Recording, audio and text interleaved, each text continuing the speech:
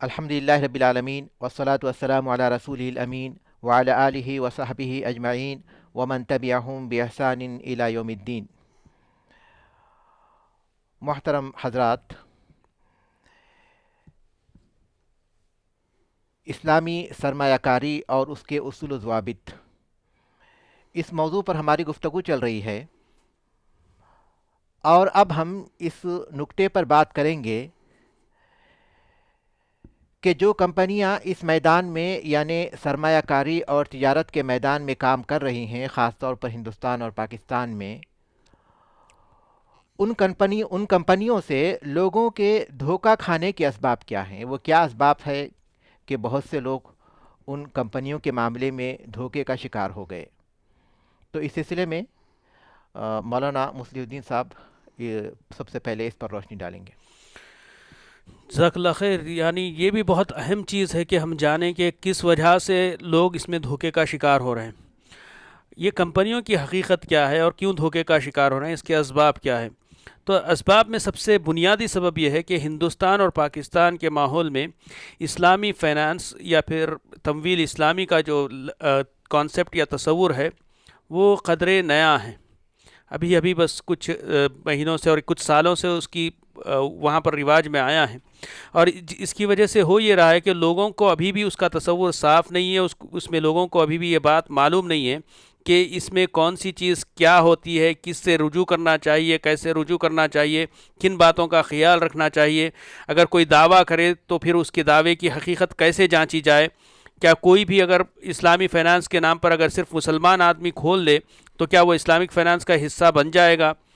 اگر مسلمان ہو جانا مالک کا کافی ہوگا، یا پھر اس میں عملہ جو ہے یا کام کرنے والے جو لوگ ہیں وہ مسلمان ہوں تو ہم اس کو اسلامک فائنانس سمجھ لیں گے؟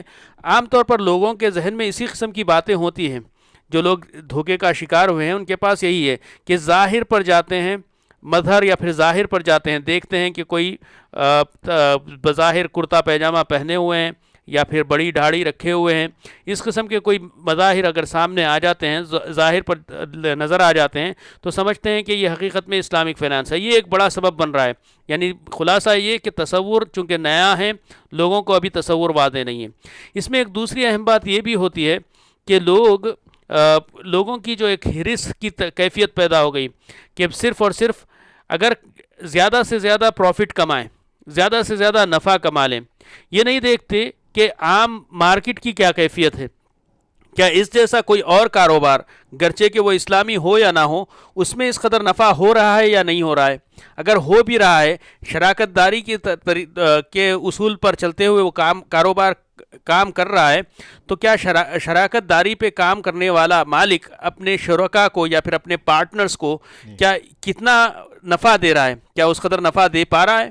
اگر نہیں دے پا رہا ہے تو کیا وہ ذاتی مجبوری ہے یا پھر ذاتی لالچ ہے یا حقیقت میں کاروبار کی وہی حیثیت ہے؟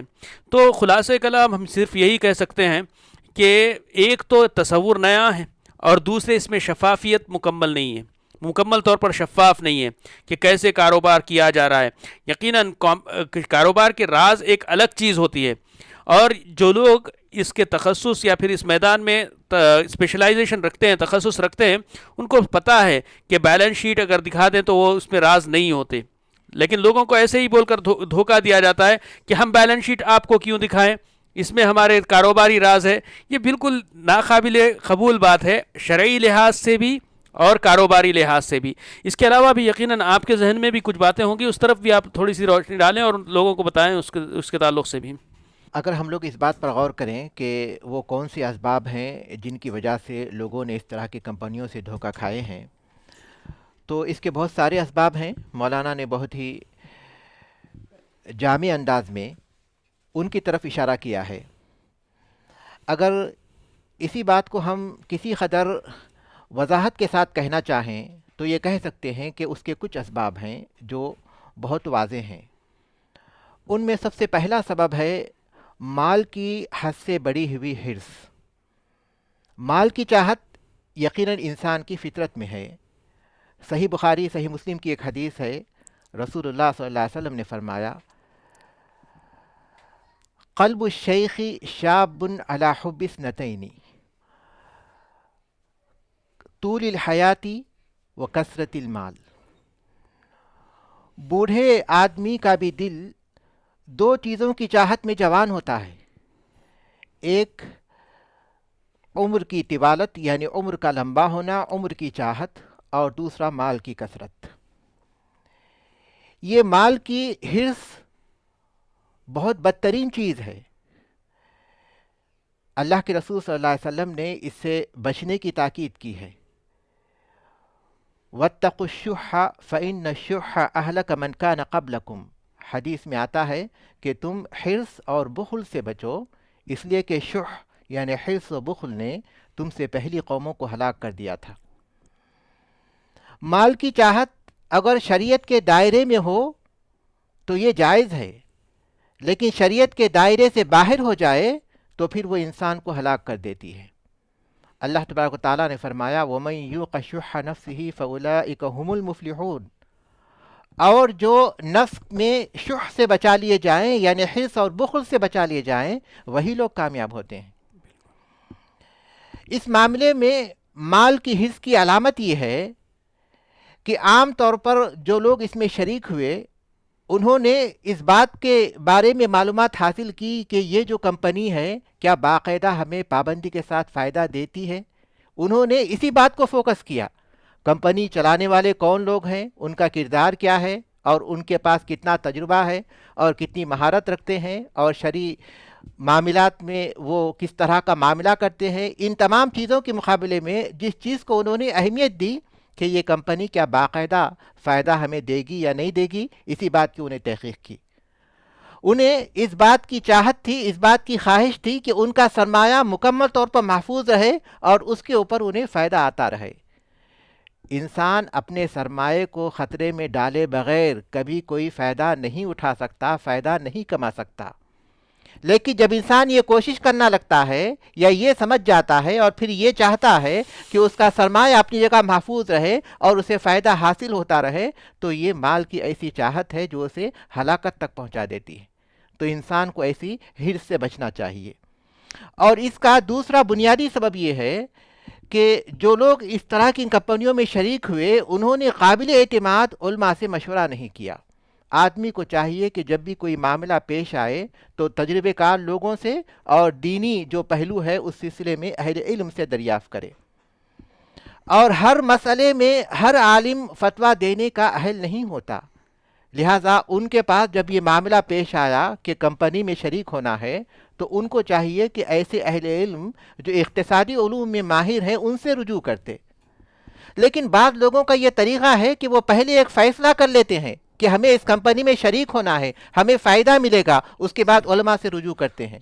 और कोई भी आलिम जब उन्हें इस मामले में वो बात बता देता है जो उनकी ख्वाहिश के मुताबिक होती है तो उसको कबूल कर लेते हैं, मज़ीद तहक़ीक़ नहीं करते। लेकिन जब कोई आलिम कोई ऐसी बात बताता है जो उनकी ख्वाहिश के मुताबिक नहीं होती तो फिर दूसरे आलिम के पास जाते हैं, यहाँ तक कि अपनी ख्वाहिश का मसला या अपनी ख्वाहिश का फतवा हासिल कर लेते हैं।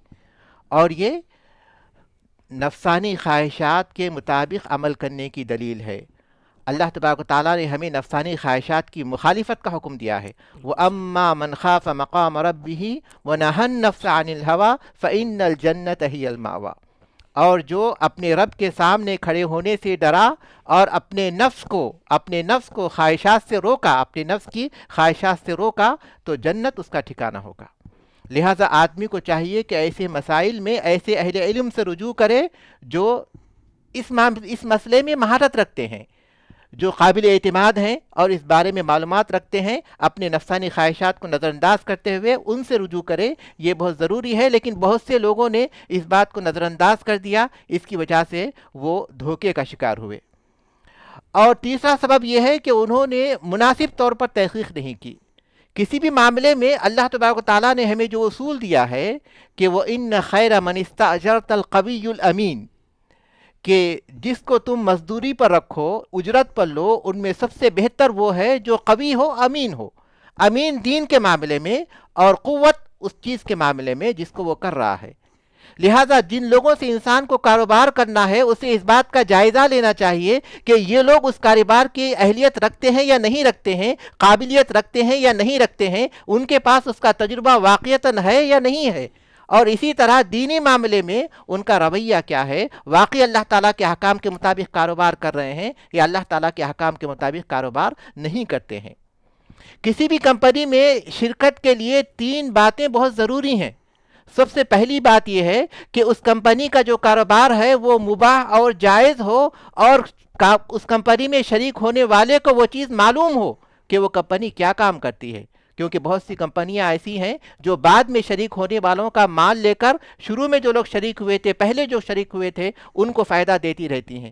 بہت سی کمپنیاں سود کاروبار کرتی رہتی ہیں، لہٰذا ایک مسلمان جب کسی کمپنی میں شریک ہوتا ہے تو اس کے لیے ضروری ہے کہ اسے معلوم ہو کہ اس کمپنی کا واقعی کاروبار کیا ہے۔ اور دوسری شرط یہ ہے کہ اس کمپنی میں اس کا جو رأس المال ہے اس کی حفاظت کی کوئی ضمانت نہیں دی جائے۔ جو آدمی کمپنی میں اپنا رأس المال اپنے مال کے ساتھ شریک ہوتا ہے تو جس کمپنی کے جو مالک ہیں وہ اسی وقت اس میں ضمانت کے مالک ہوتے ہیں، ضمانت اسی وقت وہ ضمانت دے سکتے ہیں، یا اسی وقت وہ نقصان کے ذمہ دار ہوتے ہیں جب ان کی طرف سے کوئی کوتاہی ہوتی ہے۔ لیکن کوئی کمپنی ہمیں رأس المال کی ضمانت دیتی ہے، ہمارا جو اصل کیپٹل ہے اس کی ضمانت دیتی ہے، تو اس کا مطلب یہ ہے کہ اس کمپنی کے کاروبار میں کھوٹ پایا جاتا ہے۔ اور تیسری شرط یہ ہے کہ کمپنی جو فائدہ دے رہی ہے وہ رأس المال سے نہ ہو، یعنی رأس المال کے فیصد کے مطابق نہ ہو، بلکہ فائدے کی فیصد کے مطابق ہو۔ وہ شروط کے مطابق ہو سکتا ہے کم زیادہ، لیکن انسان کو جو حصہ ملے وہ فائدے میں سے حصہ ملے۔ یہ شروط ہیں جس کی تحقیق کرنی چاہیے، لیکن بہت سے لوگوں نے نہ تو دینی اعتبار سے تحقیق کی کہ واقعی یہ کاروبار اس طرح ہو رہا ہے، اور نہ ہی دنیاوی اعتبار سے یہ تحقیق کی کہ واقعی جو لوگ کاروبار کر رہے ہیں ان کے اندر اس کی صلاحیت اور اہلیت پائی جاتی ہے یا نہیں پائی جاتی۔ اور تیسرا سبب یہ ہے کہ اسلام کے نام پر جن لوگوں نے کاروبار شروع کیا تو لوگ اس سے متاثر ہو گئے۔ مسلمانوں کا بڑا عجیب معاملہ ہے، جب اسلام کا نام آتا ہے تو وہ کسی قسم کی تحقیق نہیں کرتے، اور خاص طور پر جب اس نام کے ذریعے وہ محسوس کرتے ہیں کہ انہیں فائدہ بھی مل سکتا ہے تو اس کے بعد بالکل غافل ہو جاتے ہیں، اور جو بھی اسلام کا نام لے کر کوئی چیز پیش کر دیتا ہے اسے قبول کر لیتے ہیں۔ اس بات کو ہمیشہ یاد رکھیے کہ رشوت کو ہدیہ کہنے سے، سود کو پرافٹ کہنے سے، شراب کو وhisky کہنے سے وہ حلال نہیں ہو جاتی۔ اہل علم کا ایک اصول ہے، یہ قاعدہ ہے، وہ کہتے ہیں العبرۃ فی العقود للمقاصد والمعانی لا للالفاظ۔ عقود میں جو معاہدے ہیں، جو ایگریمنٹ ہیں، اس میں اصل اعتبار مقاصد اور معنی کا ہوتا ہے، الفاظ کا نہیں ہوتا۔ لہٰذا انہیں اس بات کا جائزہ لینا چاہیے تھا کہ اسلام کے نام پر جو چیز پیش کی جا رہی ہے واقعی وہ اسلامی ہے یا غیر اسلامی چیزوں کو اسلامی رنگ دے دیا گیا ہے۔ لوگوں نے اس بات کی تحقیق نہیں کی، اس وجہ سے وہ دھوکے کا شکار ہو گئے۔